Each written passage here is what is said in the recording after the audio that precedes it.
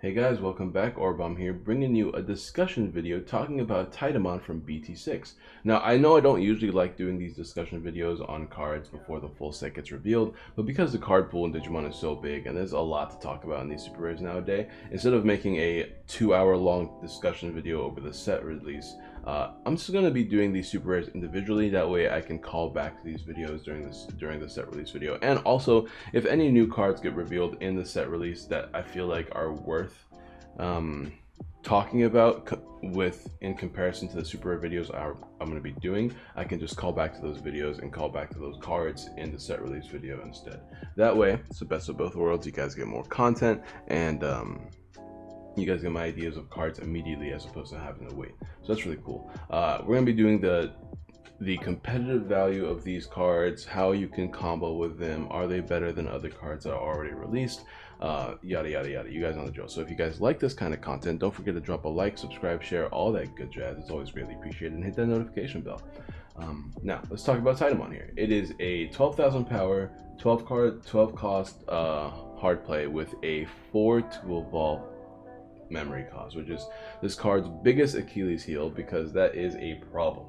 Because not only is it a problem because it's expensive, it's also a problem because the effect only lasts when you digivolve, right? So you can't end your turn when evolving with this card. You have to be able to continue with your turn. So that is very bad. But you can build your deck around it. Purple has cards like Jack's Raid, and we have lots of good memory tamers you can play just in the game. Probably not purple though. Purple only has one really good memory tamer. We might get a new one though in this set, which would be really nice actually, because we could use more memory tamers in purple, honestly.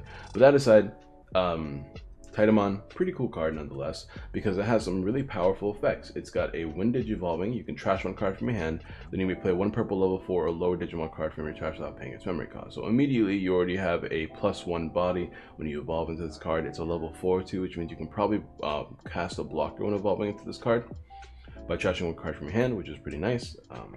And then of course you have a once per turn. When you trash a card from your hand with its own effect, the Digimon gains 2000 DP and gains security attack +1. So unfortunately this is a once per turn effect, but that also, the other main thing that's unfortunate about it is that you have to trash your you have to trash your card with this card's own effect, as far as I'm aware.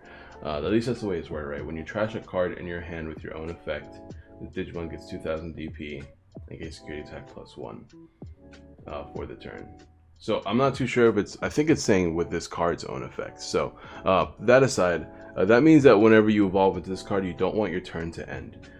So obviously we discussed that earlier. We have Jack's Raid, we have Matt, we have all sorts of ways to gain memory, so where you can be at above 4 at the start of your turn, so that you can evolve into this card, use the effects, gain that security attack +1, and start swinging. And the reason why that matters is because in purple we have access to things like WarGrowlmon, which means that you can restand yourself, meaning that you can attack multiple times with the security, swipe your opponent's board, and then finish them off with a level 3 attack for game. It's really, really nice, it's really easy, it's really handy, it's really great, it's really tasty, and you're going to have 14,000 power in the process, which means the only things that'll stop you are some defensive options such as Gaia Force and stuff like that. Cards you don't really see in the meta, at least in the BT5 meta, you don't see as much, or things like Omnimon, which you do see against red matchups, but when yellow is the most prominent card in the game, it's not that big of a deal. I mean, you could see Chaosmon, that is true. Chaosmon is like probably the other big issue, because then you tie with them.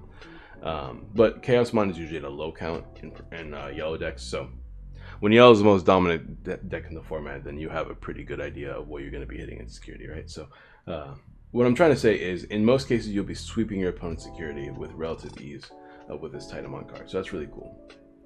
The reason why that's great in purple is because purple has restanding, not only restanding in the form of Mega Growlmon, but you also have restanding in the form of Demonic Disaster. So let's go ahead and compare this to the Tactimon OTK build that I put on the channel the other day. Now, if you guys are probably aware of this video, it's a very popular video on my channel, but it's probably one of my favorite decks to play in purple for fun purposes, because it is amazing to be able to OTK your opponent with Tactimon. Now, let's compare this card to Tactimon itself, right? Now, Tactimon is a little bit stronger in the sense that it is a 3 cost to play and can constantly activate its when attacking skills by restanding, right? Which is gain 1 memory, gain 2,000 power, or delete up to 3 of your opponent's level 3 Digimon. Is Tactimon better than this, than Titamon? It's really hard to say, because Tactimon does not have security attack +1, which is where the power comes from. In this purple deck I play right now, I play Blackwargrowlmon, which is one whole extra card in the combo to get the whole thing going, right? And that's just to give myself security attack. And then I'm forced to play multiple demonic disasters, usually if I want to win in one turn, because you can have Blackwargrowlmon and Blackwargrowlmon. I said Metal Growlmon earlier, I think. We have Blackgrowlmon and Blackwargrowlmon here. Those are the key combo pieces to your Tactimon, and then of course having an empty board, but you do get to gain a lot of memory and stuff like that, which is really nice to help extend your turn and helps you use cards like Demonic Disaster with ease, because if you guys don't know, you can delete one of your own Digimon to unsuspend one of your purple Digimon, which is why you're able to attack multiple times. And you can do the same thing in Titamon, right? But now with Titamon, you don't need Blackwargrowlmon, which means you can play all the good purple Digimon again, and you can even turbo up if you play cards like Meramon and like 4 of the purple blocker Devimon, maybe some of these Devimons instead. The whole point is that your lower end is stronger if you play the Tactimon, right? But is your combo really any neater? Because now that you're playing Titamon, you have to make sure you have 4 memory at the start of your turn to make sure you get the most out of its effects, right? Which in itself is problematic, because then you're adding cards like what's it called? You're adding cards such as Jax Raid, and in order for Jax Raid to be useful, you have to be trashing a lot of cards. Now, luckily for this deck, trashing is not difficult, even if you're not playing cards like Lilith, Lady Devimon, or anything like that. Blackwargrowlmon alone puts like 3 cards in the trash, which is already a good chunk of cards. Titamon puts its own cards in the trash, but of course you have to use a Jax Raid before you use Titamon. You have access to Gabumon, which will help you cycle through, draw 1, discard 1. Same thing with Meramon. But that means you're kind of at the mercy of your deck in a lot of cases. But I can't tell you enough how good that security attack +1 is for a deck like this. Even if you don't get Demonic Disaster, even if you're only doing attacking with having something like Wargrowlmon underneath, then Blackwargrowlmon, then you're still taking 4 security while being 14,000 power, and also hard casting a level 4 Digimon on the board, which is a blocker, meaning that you're going to be able to survive the following turn most of the time and then just attack again.